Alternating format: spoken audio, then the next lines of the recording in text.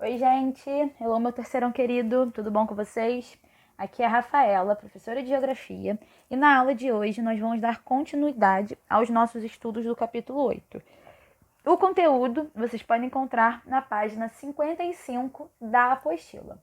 Como vocês já sabem, eu já mencionei com vocês anteriormente, o capítulo 8 ele tem diversos momentos distintos, né? Começamos o capítulo falando sobre tigres asiáticos, caminhamos conversando sobre China, falamos sobre Índia, e agora nessa reta final nós vamos aprofundar nossos conhecimentos sobre o Oriente Médio e o mundo árabe, beleza? Eu já tenho certeza que vocês ouviram falar muito dessa região, né? Ela volta e meia tá aí nas notícias, é foco de atenção do mundo inteiro. E a nossa ideia é entender um pouco mais sobre essa área do globo, certo? Então, como o título é o Oriente Médio e o mundo árabe, nosso ponto de partida vai ser entender o que é, né?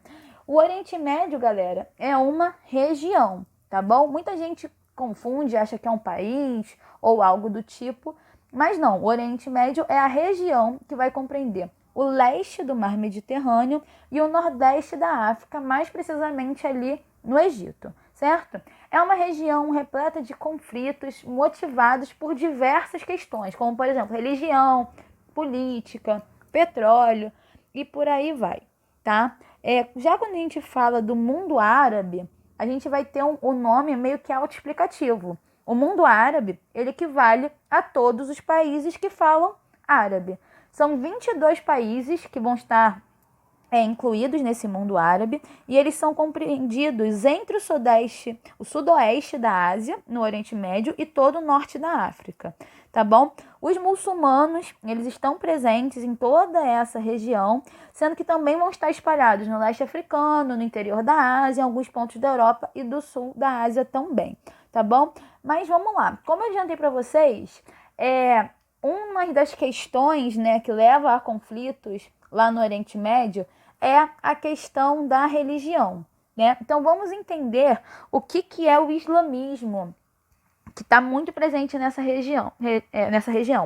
O islamismo é uma religião, tá, monoteísta que acredita em Alá. Essa religião ela é fundamentada nos ensinamentos que o profeta Maomé teria recebido e é uma das religiões que mais crescem no mundo. Dentro do islamismo, você vai ter ali dois caminhos, né, para poder viver a sua religião, duas seitas. Uma são os sunitas, certo? Que representam a maioria, e eles se baseiam nas palavras e práticas do profeta Maomé. Do outro lado, nós vamos ter a seita xiita.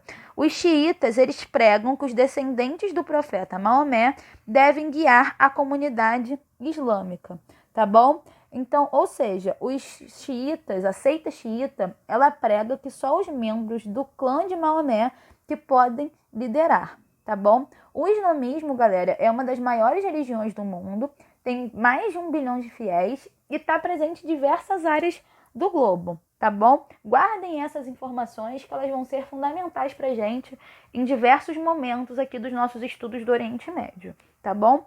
Além disso, né, outro ponto que eu já destaquei com vocês é que lá no Oriente Médio a gente vai ter a concentração das maiores reservas de petróleo do mundo, tá? A gente vai ter Arábia Saudita, Irã, Iraque como expoentes, como as maiores potências petrolíferas da região, tá bom? Só atentem-se que eu tô falando da área ali com essa concentração de petróleo, porque se a gente for falar do país separadamente que tem a maior reserva de petróleo do mundo, é a Venezuela, tá bom? Já vou aproveitar que a gente está falando sobre isso e já vou deixar combinado com vocês a atividade devolutiva número 3, tá? Vocês devem fazer uma pesquisa sobre a importância do petróleo no Oriente Médio.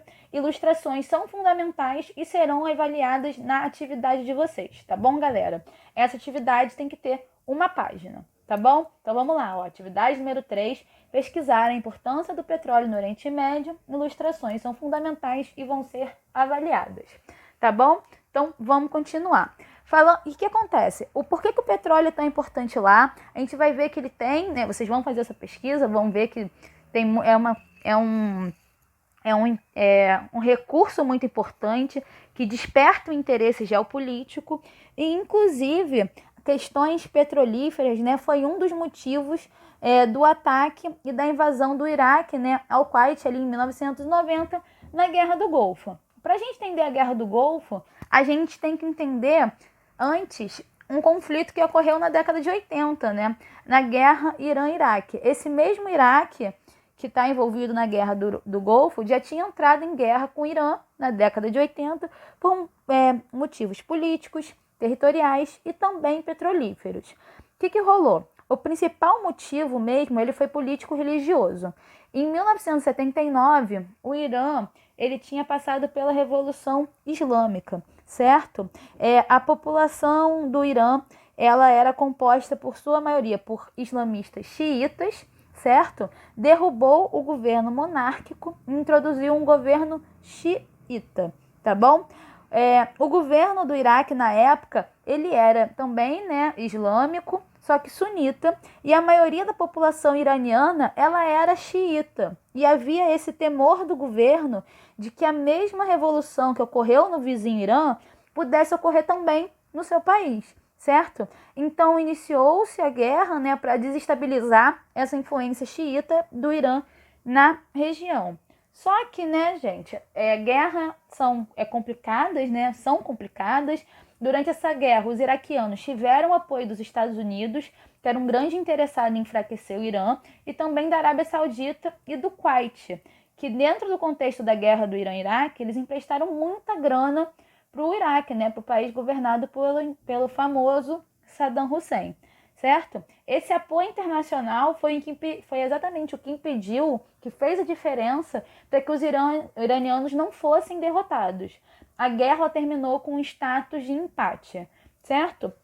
Só que guerras, pessoal, são muito caras, elas demandam muita grana. E nesse pós-guerra, a economia iraquiana ela estava super em crise e, né, acaba sendo bastante complicado.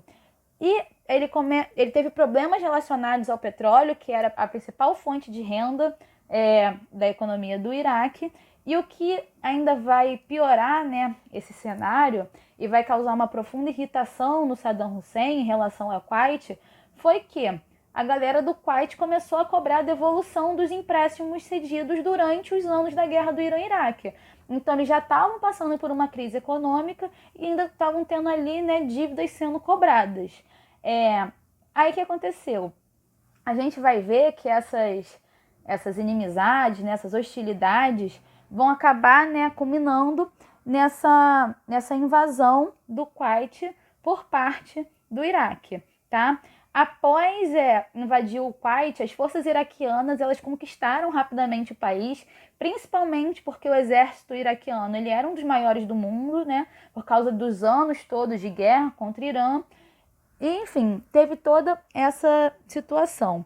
Só que o que aconteceu? Nessa guerra, os Estados Unidos eles lideraram uma coalizão internacional para liberar o Kuwait, certo? E montou a sua base na Arábia Saudita, que foi um fato que contrariou, né, não agradou a rede terrorista da Al-Qaeda, que considerou isso uma violação do território sagrado pelos infiéis americanos.